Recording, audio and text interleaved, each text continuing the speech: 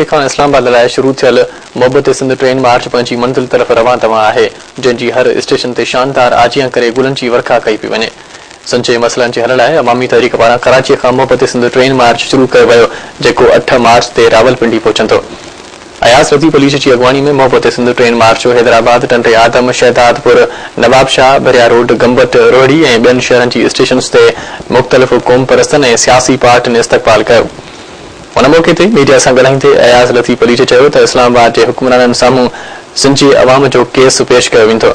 उन चयो त सिंध जो अवाम ॿिटो मकानी निज़ाम, ज़ुल्फ़कार रिथा ऐं ॿिया सिंध दुश्मन मनसूबा रद्द करे चुको आहे। अयास लतीफ़ अली चयो त 73% गैस, 60% पेट्रोल ऐं कोयलो पैदा कंदड़ सिंध जो अवाम बुख ऐं बदहालीअ वारी ज़िंदगी गुज़ारे रहियो आहे।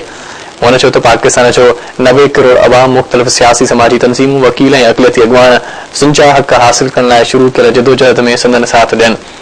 अयास लतीफ़ अली चयो त मकानी निज़ाम बाबति बिल खे सिंध असेंबली में पेश करे बहस करायो वञे ऐं क़ौम परस्तनि तोड़े अवाम खां बि राय वरिती वञे। उन चयो त किरोड़ें रुपयनि जी करप्शन लाइ डेप्यूटेशन ते ऑफिसर मुक़रर करे हुक्मरान सिंध खे विकिरो करणु चाहिनि था। अयास लतीफ़ अली चयो त सुप्रीम कोर्ट पारां कराचीअ में दहशतगर्दी रोकण वारे हुकुम ते अञा ताईं हुक्मराननि अमल नाहे कयो, जंहिंजी हू मज़म्मत कनि था।